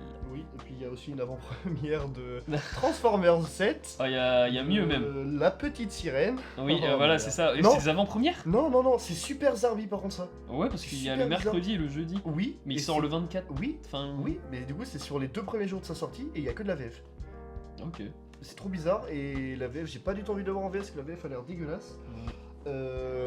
C'est comme Transformers là, genre là de l'avant-première, il y a une seule avant-première dans une salle en salle 2, c'est en VF. Ok. Je sais pas ce qu'ils font en ce moment là, ils mettent beaucoup plus de VF que de VO, ça me plaît pas trop. Ouais, on a toujours pas les films de Cannes d'ailleurs, de la Non, douzaine c'est des du- films qui vont c'est être ça. sélectionnés pour Et les un, pâtés. un truc légendaire pour un film qui sort du coup la semaine prochaine, que je parlerai sûrement si j'ai le temps de le voir. Fast and Furious 10, est-ce que vous avez vu l'interview de Louis Leterrier à Click? Non. Il a sorti un truc lunaire. il a quand même osé sortir qu'il avait déjà un problème avec le film. Dans le sens où, en gros, Click, pendant du coup, la promotion, avant de le recevoir, ils ont du coup diffusé une bande-annonce avec la VF du film. Et Louis Leterrier, les premiers mots qu'il a dit après, il était en mode la VF est catastrophique. Il était en mode allez nul à chier, allez voir la version originale s'il vous plaît. Il a trash talk la VF. Du coup, what the fuck, assez lunaire. Ouais. Après, comment dire, faut pas faire confiance forcément au réel sur la VF. Parce Oui. que les réels ne sont pas. Comment Ça dépend, on n'influe pas sur les Ils sont VF. pas directeurs de doublage, des trucs comme ça. Et, Ouais. et le bon exemple, c'est Wes Anderson quand il a choisi les doubleurs de L'île aux chiens. Il y a certains personnages, c'est un carnage, vraiment. En vrai, un exemple, mais du coup de la même chose, mais contraire, c'est pour la trilogie du dollar, ils ont choisi les... Je crois que... Ouais, il y a moyen que Sergio Leone Il me choisisse. semble que c'est Sergio Leone qui Mm. choisissait les acteurs de doublage. Et je crois que Eastwood aussi était impliqué dans le truc pour choisir un peu la voix qu'il allait avoir en France. Donc voilà. Bah, Shining. Exemple pour certains catastrophique et pour d'autres trop bien. Mais soit la VF de Shining est considérée comme ultra mauvaise. Ah ouais. Ouais, parce que c'est Trintignant derrière en plus. Enfin, Ouais. Kubrick il s'est dit, oh, je kiffe Jean-Louis Trintignant, vas-y, je le fous sur Jack Nicholson quoi. Donc bon. Moi, ça m'a pas surpris quand je... Non, mais Shining maintenant, on est plus. De toute façon, on est habitué en général à l'avoir vu en VF de base, tu vois, donc. Petite actu sur ce film-là, que du coup qui est toujours qui est Evil Dead Rise de Lee Cronin, pardon, et que du coup j'ai vu et que je conseille bien parce que le film est bien. Donc en vrai, si vous aimez le très gore, et la violence et beaucoup d'hémoglobine, foncez voir le film qui est toujours en salle parce qu'il est vraiment cool. Voilà. Il y a un film d'actu dont on n'a pas parlé d'ailleurs, qui est sorti, je crois, la semaine dernière, c'est Showing Up de Kaylee Reichardt qui avait fait First Cow. Oui. Ah Et oui, ça- putain, c'est c'est un vrai. film à Cannes aussi là. Hein Qui a un film à Cannes, non? Kaylee Reichardt. Ouais. Ah, je sais pas. Peut-être. Je sais plus. Et toujours le Focus Ghibli qui arrive très bientôt. Trop bien. Du coup, du 3 au 31 mai. Et c'est. Moi, je conseille évidemment la séance du coup du jeudi 25 mai. Oh, mais c'est juste avant Cannes en plus, c'est parfait. Oh, ça se calibre bien. Oui. Et du coup, c'est une conférence non seulement en plus avec Jean-Baptiste Massuet. Oui. Et on a Princesse Mononoke et Jean-Baptiste Massuet, du coup, qui parle de Shadow of the Colossus. Voilà. Un chef-d'œuvre jeu vidéo ludique. C'est vraiment Avec c'est- un chef-d'œuvre cinématographique. Ouais. C'est Que demander de c'est mieux. lunaire comme séance. Mhm. C'est génial. Ouais, mais c'est cool. Et du coup, il y a Pompoko, il y a Nausicaa et la vallée du vent, Mon voisin Totoro, voilà. Pogno sur la falaise. De quoi faire des séances pas mal. Bien stylé. Et pour l'Arvor, du coup, on a évidemment la séance trop tard quand le podcast sortira. Mmh. Quoique, sauf s'ils écoutent le Bah, podcast. on avait prévenu dans Ouais, les ça fait, épisodes je crois que ça fait précédents, 2-3 épisodes de toute façon qu'on en parle. C'est Starship Trooper du coup qui est là dimanche soir. Exactement. Et faut aller voir Starship Trooper parce que c'est trop bien. Et aussi d'ailleurs il y a l'Arvor, il y a l'affiche, parce que je pense maintenant, mais il y a le prochain film qui va sortir de Robin Campillo, Oh, qui a fait 120 battements par minute. ça, Et c'est L'île rouge et ça a l'air d'être une dinguerie. trop envie de voir. Mais il est à Cannes. Ah ouais? Oui. Bah non. Bah sur l'affiche, il On y va a en pas recom- de. il est pas à Cannes. Bah je sais pas. Mais il était pressenti peut-être pour être en hors complet. je sais Et on a enfin une date de sortie pour le chef-d'œuvre ultime que tout le monde attendait, Stars at Noon de Claire Denis, pas. le 14 juin 2023. Moi je J'ai l'attends tellement- beaucoup. Moi aussi, j'ai tellement envie de le voir. Bah en vrai moi aussi, mais d'un autre côté, le dernier film de Claire Denis, c'était vraiment pas dingue. Ouais, mais peut-être Ah, qu'elle a- c'était un des pires films que j'ai vu depuis très longtemps. Un truc qu'on n'a pas dit par contre dans les autres épisodes, bientôt il y a la Strada de Fellini qui passe à l'Arvor. Oui, Dimanche c'est vrai, 21. ça. La Strada. La Ah mais Strada. oui, mais il y a une ressortie. Mais c'est cette semaine qu'elle Bah, qu'elle c'est- s'est sortie. Bah dimanche 21 à l'Arvor, il y a la Strada qui passe. Bah là, il y a 2-3 films de Fellini qui ressortent, en ressorti sûrement remasterisés là à partir, c'était à partir de mercredi. Et aussi à l'Arvor, du coup, on aura 2 films de Shinya Tsukamoto. Bah Tetsuo du coup, Mode de The Iron Man. Et Incroyable. Tetsuo 2. Et il y en aura aussi d'autres au TNB du coup parce qu'ils Et- font un truc en parallèle. Et il y a un pot entre les deux séances. Ah ouais. Du coup, Ouais. moi j'y vais. Et il y a un concours, il y a un concours aussi. Il y a un peu comme Enfin, un quand concours. on avait vu les films Darkwater et Ouais. The Ring. Oh la vache. Et il y a un tirage au sort d'ailleurs si vous avez les places de l'Arvor et que vous les amenez au TNB. En gros, faut filer sa place de l'Arvor. Et si vous êtes tiré au sort, vous gagnez un coffret de ce Shinya Tsukamoto. Il coûte 60 balles. Ouais. What the fuck. Donc ça va, c'est quand même un truc à tenter. Attends, c'est quel film tu bah faut aller voir Tetsuo 1 et Tetsuo 2 à l'Arvor, Mhm. et ensuite faut aller au TNB voir les autres films de Shinya Tsukamoto, et tu files les tickets de l'Arvor au TNB, enfin c'est sur la page Facebook de l'Arvor et je pense du TNB, du coup faut aller voir ça, le truc précisément. Moi j'ai pas trop compris le délire du prendre ton billet et le passer à quelqu'un, machin et tout. Et t'es pas sûr de remporter le coffret? Non, c'est un tirage au sort. Oh, un enfer, frère. Donc si tu ressors ton billet, en fait, bah du coup tu auras le coffret. Ah c'est passé du coup Soleil Vert. Merde. Stylé. Et bientôt il y a aussi le cheval d'orgueil de Claude Chabrol. Bon après c'est en breton sous-titré français. Donc Oh. bon. Voilà.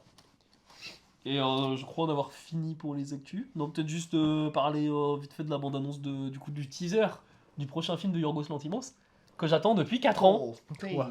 Hein Waouh. et c'est Poor Things. Et je sais qu'il y a eu des test screenings déjà de Poor Things et les gens ont dit que c'était incroyable. Vraiment à un level insane, Bah, quoi. En même temps, Après c'est des test screenings. il a pas fait un seul mauvais film, Yorgos Lanthimos en soi. Bah ça dépend de qui tu prends parce que moi je connais des gens ils vont me dire que Yorgos Lanthimos il a pas fait un seul bon film. Hein. Oui, c'est vrai. Ah, oui. Oui, en même temps, tu m'étonnes. Ça fait un peu comme Ils les. disent- C'est un peu l'effet Ruben Östlund. Hein.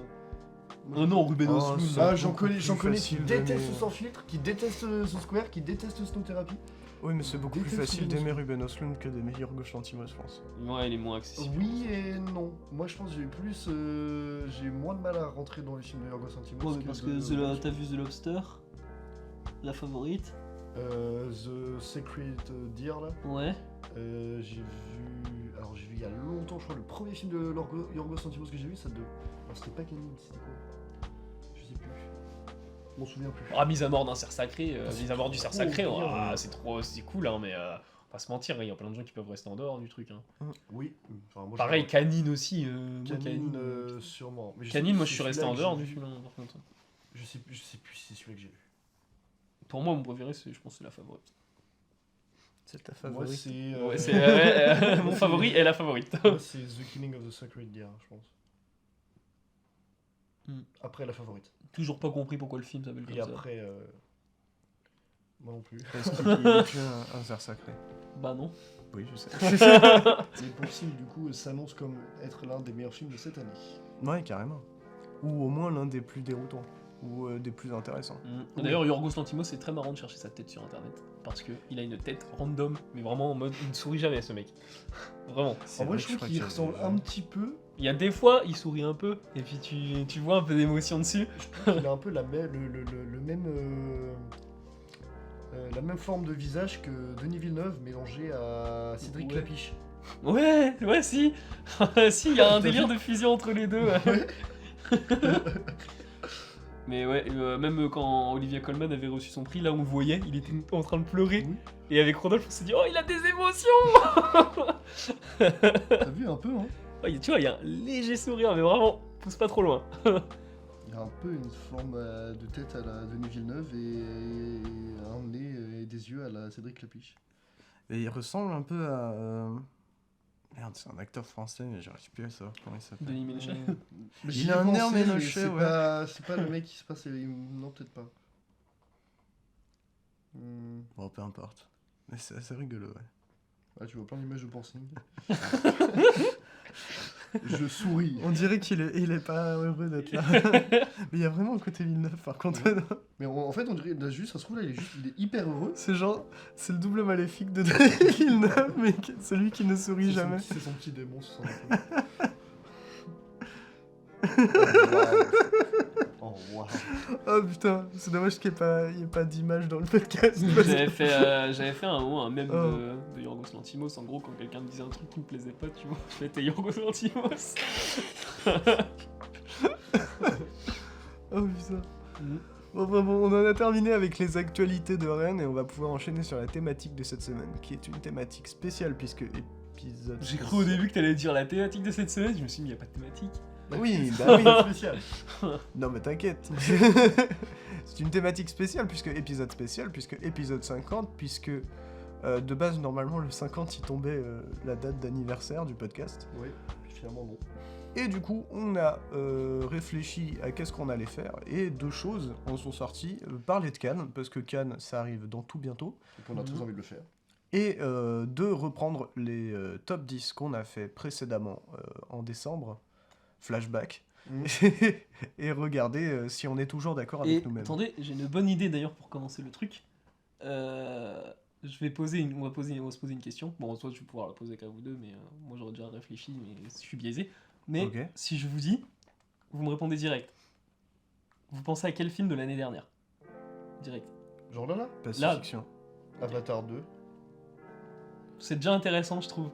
En Mm. vrai. Le film qui est resté, du coup, Pacifiction, bon, toi, c'est ton top 1. Moi, c'est mon top Toi, 2. par contre, c'est pas ton top 1. Non, tu c'est vois. mon top 2. Et bah, déjà, on peut parler de ça. Et moi, bah, du coup, je suis biaisé parce que moi, j'ai réfléchi à la question, pour le coup. Mm. Mais je pense que j'aurais dit no. Ah ouais. Pas déconnant. Parce Ah. que c'est. Après, je sais que là, quand j'ai revu mon top tout à l'heure, si j'y réfléchissais bien, tu vois, genre en soi, sur les 10, il y a 3 films auxquels je pense. C'est bien, c'est tout. C'est Avatar 2, RRR et les Banshees of Inisherin, étonnamment. Ah, Mais pourquoi les c'est- Banshees Je sais pas, genre des fois, il y a vraiment des moments où j'ai des plans, L'arnaqueur. j'ai des plans du film qui me reviennent dans le crâne et je suis en mode, putain, j'ai envie de revoir ce film. Bah, déjà, Avatar 2, de toute façon, on est sûr que ça va à peu près rester, on va dire, dans les têtes. Mais en vrai, la question, elle est pas bête. Bon, après, je vais pas te mentir, tout à l'heure, j'avais mon top sous les yeux, et quand j'ai relu Ouais. Pacifiction, j'étais en mode waouh, c'est vrai que c'était vachement bien. Après, je l'ai pas revu depuis, et j'ai pas trop envie de le revoir dès Non, moi maintenant, non tu plus. vois. Mm. Mais je sais qu'à un moment, je le reverrai et que.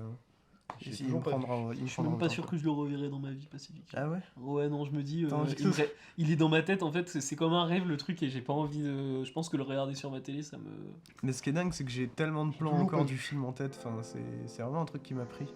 Mm. Donc, ouais, Pacifiction, pour moi, ça reste fort hein, dans le top 10. hein. Moi, je l'ai toujours pas vu. Donc, il faudrait que je le voie. On en a pas Sachant beaucoup que- parlé à l'épisode des tops aussi, mais moi, le film qui me reste, et que je l'ai rematé récemment, et c'est toujours un plaisir, c'est The Northman. Hmm. Genre, je comprends pas vraiment le clash qu'il y a autour de The Northman. Mm. Enfin, que ce soit pour son histoire ou pour ses. Personnage. Je Ouais. t'avoue que j'ai même pas rematé, mais Enfin, c'est un gros plaisir, le film, quoi. Moi, c'est le Robert Eggers que j'aime le moins, mais je l'aime énormément. Enfin, non, c'est tellement fun en fait. Enfin, c'est tellement Ouais, génial. et puis même, il y a des parties pris dedans, enfin. Juste par exemple, le plan du volcan du début, là, avec la voix. La voix du vieux. Enfin, je sais pas si la voix de Melinda. Mais tu sais qu'en plus, à un moment, j'avais le seum parce que Corridor Digital, dans une de leurs vidéos, pour montrer genre un exemple de mauvaise réalisation, ils ont pris un plan de The Northman. Genre, c'est le moment où ils font le combat au tout début, genre dans la ville, et que en gros, tu suis Skarsgård. Alors qu'ils croisent des gens, qu'ils les égorgent et tout, et il y a un moment où la caméra, en fait la caméra elle fait un mouvement comme ça, juste comme ça, à travers tout le village, et il y a un moment où concrètement on a quasiment que un mur, enfin, et ils étaient en mode ça, tu vois, c'est pas intéressant parce qu'on voit pas l'action, tout ça, mais eux ils sont très dans une optique de quand tu fais une scène d'action, il faut que tu la filmes. Genre comme si tu chorégraphiais la caméra avec la scène d'action. Bah ouais, mais sauf que les scènes d'action à ce moment-là de The Northman, surtout dans le village, Ouais. elles sont abjectes. Enfin, Ouais. chorégraphier ça et puis faire. Enfin, c'est esthétiser ça si jamais tu te mets ta caméra très proche du machin et tout. Et complètement. Et en fait, ils étaient pas du tout dans cette optique-là. Et tellement que du coup, il y a l'un des patrons, un des PDG de Corridor Digital, qui n'aime pas du tout The Northman et qui s'est endormi devant. Voilà, pour l'anecdote. Mais The Northman, c'est une dinguerie. Mais en vrai, quand là j'y repense par rapport au top, je pense que si je devais refaire mon top, en vrai, il serait complètement différent. Ouais, genre tu mettrais pas Godland en premier. Alors honnêtement, je pense pas que Godland serait premier, mais Godland serait dans le top sur et certain. Ça c'est sûr. Ça va pas être fun, ça, au niveau du micro, ce que je viens de faire. Je viens d'y penser. tu vois. Godland serait peut-être pas premier, mais il serait, je pense, dans les 5 premiers sûrs. Mais je pense que mon premier, en fait, ça aurait été ce que j'aurais dû. J'hésitais à le faire, et je pense que j'aurais quand même dû le faire, en fait. C'est Avatar 2. Mais de loin, tu vois. Je sais qu'il y a Nightmare Alley aussi qui me reste en tête. Oui, Mm. mais surtout Ouais, moi en aussi. noir et blanc. En ouais. vrai. Ouais. Ah ouais, la version noir et blanc, bon, reste vraiment en tête. Par contre, moi, je vais être dur avec le film, mais Avatar 2, il a rien qui m'est resté. hein. Et je m'y attendais quand je suis allé le voir, parce que de base, Avatar, premier du nom, genre, il m'avait marqué, mais vite fait, quoi. Et Avatar 2, pour moi, c'est un big Osef. Vraiment. Ah, je suis honnête. En mode de fuck, mais quand même, je trouve pas du tout. Moi, c'est le film qui m'est resté le plus en tête. Genre, on arrive à la moitié de l'année, c'est comme si je l'avais vu hier. j'ai des visuels, mais je saurais pas te raconter ce qui se passe dans le film. Je sais plus le nom des personnages, enfin, tout ça, quoi. Alors que, enfin... Angelique Neytiri. Après, j'allais dire Pacifiction, genre, je peux plus raconter l'histoire. Mais en vrai, l'histoire est tellement bordélique. Mais le truc, c'est que j'ai plus, genre, les séquences qui se suivent de Pacifiction en tête, alors que c'est un film bordélique, que Avatar, alors que c'est plutôt mainstream comme truc. Moi, j'ai peur de voir le film Pacifiction, parce que déjà j'ai vu le précédent film en fait bien avant que Pacifiction sorte d'Albert Serra, et j'avais genre détesté mec, mais genre au rejet, tu vois. Et donc je me dis là en plus ça dure 2h45 et que c'est genre dans la même veine, je commence à ressentir genre les mêmes trucs que j'ai ressenti le Liberté, du coup il s'appelle le film. Je vais pas tenir les 2h45. Je pense qu'après Pacifiction de toute façon fallait pas le louper au cinéma. Ouais. C'est vraiment le voir sur une télé, enfin c'est comme voir 2001 sur une télé, hein, tu perds une bonne grosse moitié de l'expérience, je pense. C'est possible. Et puis en regardant mon top, je me dis que en fait, top 1, j'aurais dû mettre After Yang. Decision to Live, j'aurais dû le baisser dans la liste et mettre Crime of the Future plus haut. Je pense que j'aurais fait genre After Yang, Pacifiction, Vortex, Crime du Futur, Decision to Live pour le top 5. Aucune idée. Mais il y a... c'est une bonne question. Ouais, il y a un film qui me reste pas mal par contre qui me quitte pas, c'est Barbare. Ouais, ah oui, par contre, Barbare. Et Moi, il est complètement sorti de ma tête, mec. J'ai plus aucun plan dans le crâne. Mais c'est même pas question de plan pour Barbare, je dirais que c'est vraiment la façon dont est fait le film, dont il est construit. Enfin... Ouais, si, il y a les plans. Moi, ce qui m'est resté de Barbare, les plans qui me sont le plus restés, c'est en sous-sol. Genre les plans dans la caverne. Et les plans du passé. Et les plans du passé, ouais. Mais peut-être The Batman quand même que j'aurais un peu plus augmenté. Peut-être pas rentrer dans le top, mais augmenter un peu. Il est 15ème dans les mentions honorables. The Batman, quand j'y repense, je me dis c'est long en vrai comme film. C'est quoi ? C'est long. Il y a beaucoup de moments où ça discute et en fait t'es en mode bon. Je suis pas d'accord. J'ai pas gardé grand chose moi. Ouais, moi ce qui m'a manqué c'est vraiment le côté film noir enquête qui vendait, je l'ai pas du tout retrouvé. Oh si, moi complètement. Bah écoute, on ira voir le samouraï et tu m'en diras des nouvelles.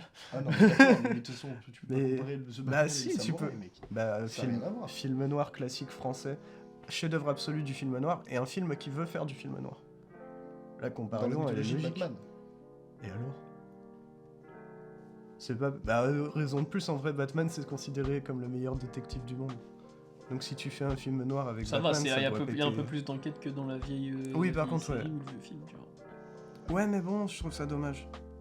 En plus, le big fan de Batman que je suis, je trouve qu'ils vont jamais assez loin dans ce truc-là. Ouais, mais ça c'est pour tous les trucs de comics, en vrai. Ça se tient. Ils auraient pu aller très loin dans le design de l'autre, là, de Modok. Ils pas aller chercher loin, tu vois, ils se sont dit, vas-y. Il y a un film aussi je sais pas si... Dites-moi si vous reste des images ou quelque chose en tête, c'est Inexorable. Bah si, ouais. Moi, non. Bah moi j'ai des scènes en tête, mais... Moi aussi j'ai des scènes en tête, mais là, ça fait 1 an et demi qu'on l'a vu quand même, hein, donc c'est long. Mais ça c'est question... Bah de toute façon maintenant c'est plus... Enfin tout le monde voit ça, hein. C'est la manière de consommer le cinéma aussi quand on enchaîne quoi. Les sorties elles s'enchaînent beaucoup trop vite, on garde plus les trucs. Ouais mais il y a quand même des petites pépites qui ressortent quoi. Tu vois After Yang, je sais pas toi, mais moi After Yang je l'ai vraiment bien encore en tête. Hein. Ouais. Est-ce que vous avez RRR en tête aussi encore ? Oui. After Yang, je l'ai en tête, mais moi je l'ai vu 2 fois, je crois. Ouais, moi aussi. Donc, ouais, quand tu le vois déjà 2 fois au Cinoche. On l'a. Ah, je sais pas. Bah après, les films, c'est le problème des films indés 24 aussi, hein, c'est que tu l'avais vu au Cinoche ou pas ? Non. Ouais, bah, tu vois sur une télé en soi. Déjà, voir sur une télé en soi, c'est. Quand t'es chez toi, c'est sûr que c'est moins impactant au ciné. Ouais, mais c'est le. En fait, pour moi, c'est. Si tu peux pas voir au ciné, tu vois, c'est le meilleur moyen de voir un film sur ta télé. Il vaut mieux que tu regardes sur ta télé que sur ton ordi ou ton téléphone, par exemple. Ouais, mais quand tu regardes un film chez toi, il y a des moments où tu vas prendre ton tel. Bien sûr que je préfère voir les films au ciné.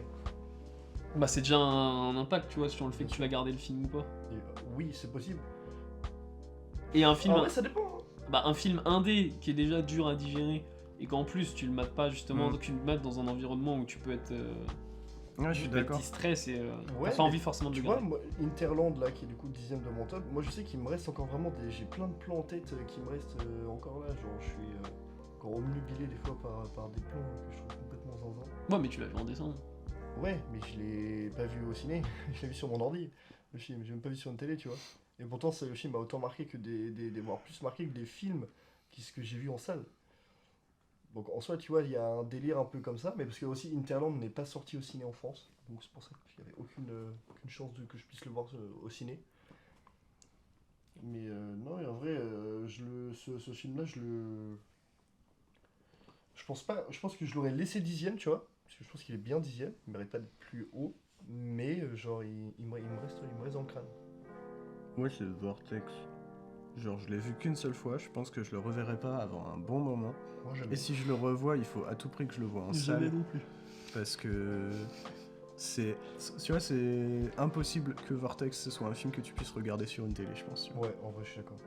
Non, mais quand Sauf si Andy te sort du fromage de son sac. À ce moment-là, tout devient merveilleux. Ah bah. Alors, en vrai, Vortex, moi, il me reste en tête, mais pas pour le coup, pour l'expérience et pas pour la bonne expérience, tu vois. Bah, en même temps, c'est le but du bah, film. c'est le but du film Bah en oui. soi. Ouais, mais c'est c'est. un peu le but de Mais Gaspard. après, la façon dont il est fait ne me convient pas, moi. Oh oui, ça se tient. Mais. Même si moi, je kiffe le split screen, enfin, comment il utilise tout ça dedans, vraiment, j'ai pas réussi à rentrer dedans. Ouais, mais c'est. Avec, Respect. avec le recul, je pense que j'ai peut-être un peu dur avec Everything Everywhere All At Once, et je me pense qu'il mériterait peut-être quand même d'être plus haut. Moi, je le laisse. Il est- 10e. Moi, je trouve, il Ouais, mais il commence. est 25ème, les frères. En vrai, Ah ouais. Tu vois, vraiment, c'est le tout premier de mes mentions honorables. il commence à vieillir mal, en vrai, Everything Everywhere at Once.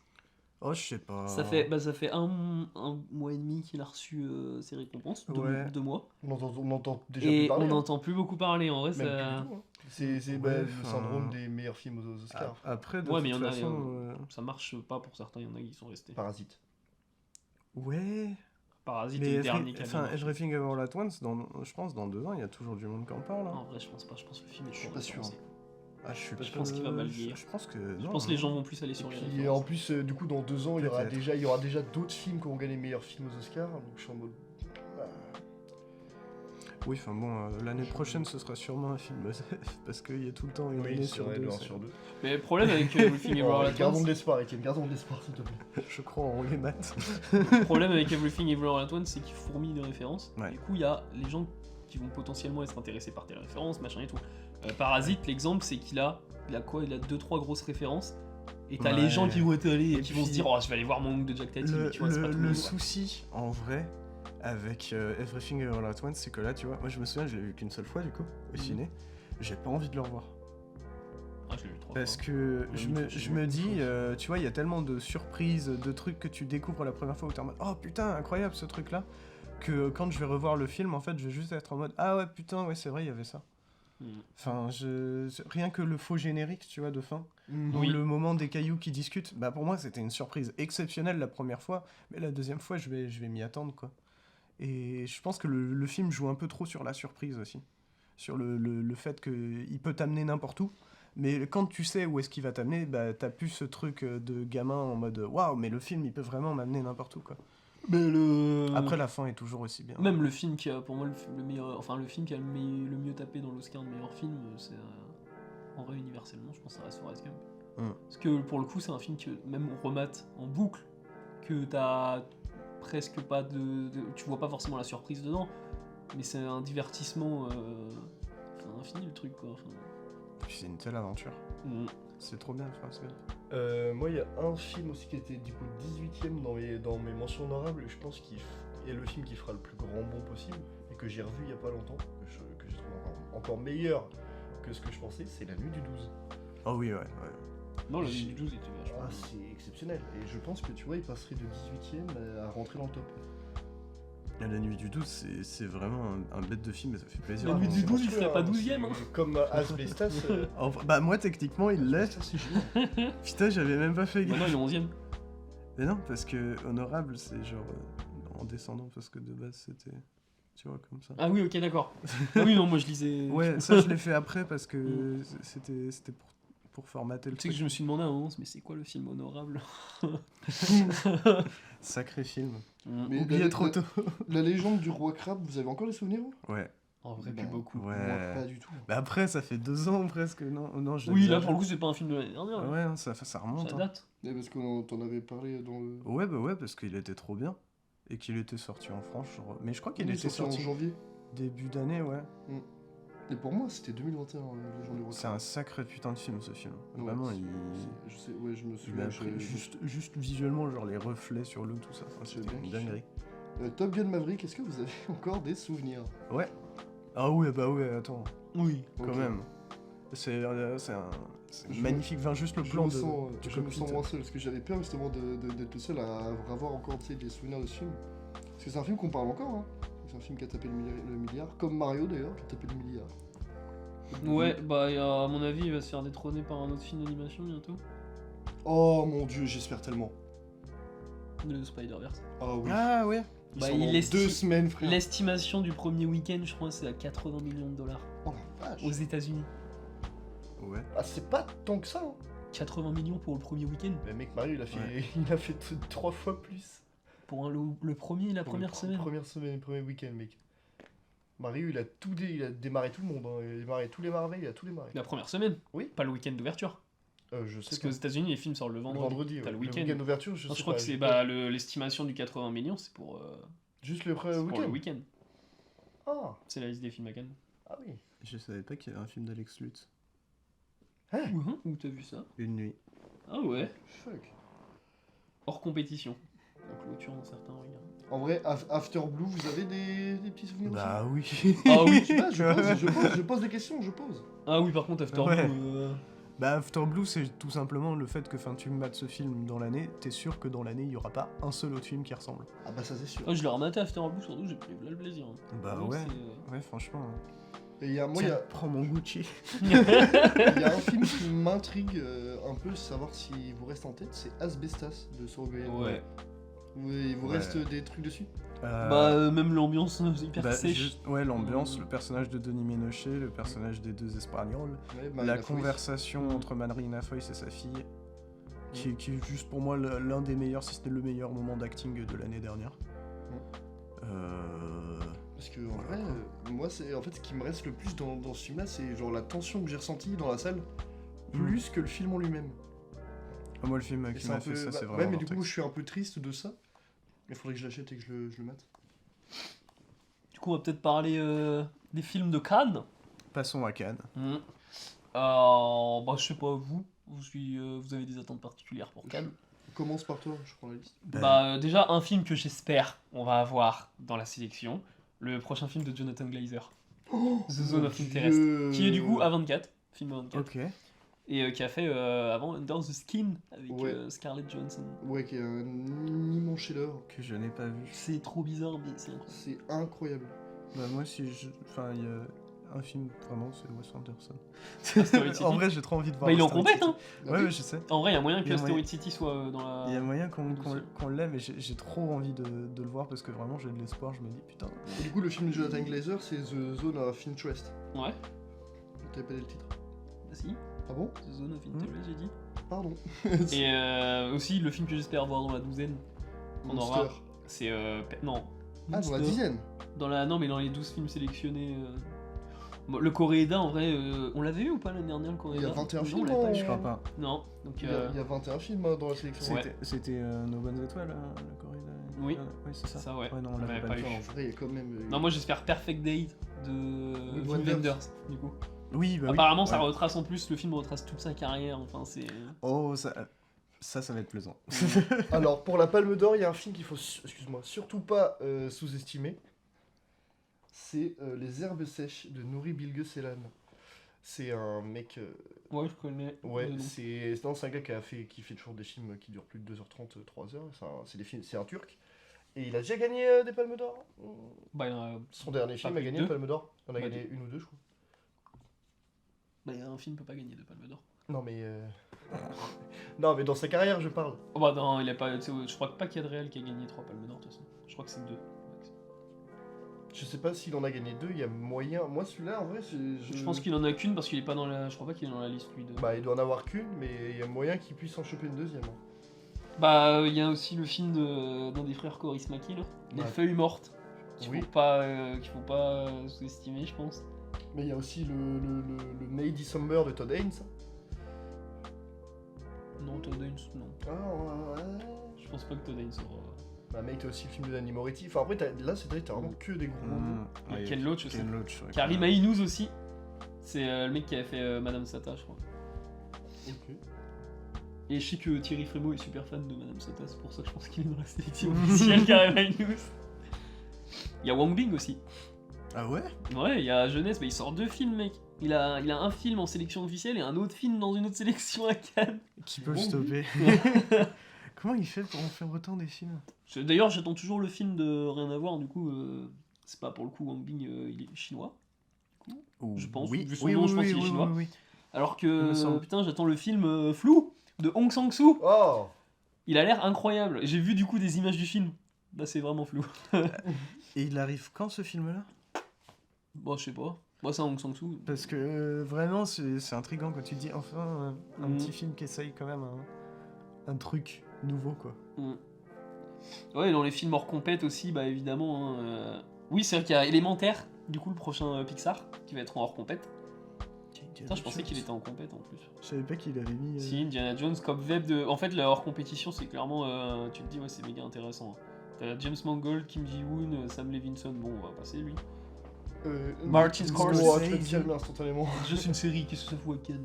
Bah mec, pourquoi la série de Bah, très Nicolas bonne, Winding Refn bah, très était bonne à Cannes. question, bah c'est encore pire, c'est Nicolas Winding Refn. Qu'est-ce que ça fout à Cannes? Alors le mec est un connard, mais il fait des bêtes de film, donc je suis content. Oui, je le dis, j'adore. Oh, il y a The Idol, j'adore. Moi je serais. Acide de Just Filippo en séance de minuit. Bah, Ça, ça a l'air Rodriguez. cool. Et t'as le hypnotique de Robert Rodriguez Ouais. qui a été. Il y a les premiers avis, Ouais, il s'est son- fait Ouais, déglinguer. j'ai vu ça. Et il y a un truc aussi dans la oui, sélection effectivement. Cannes première.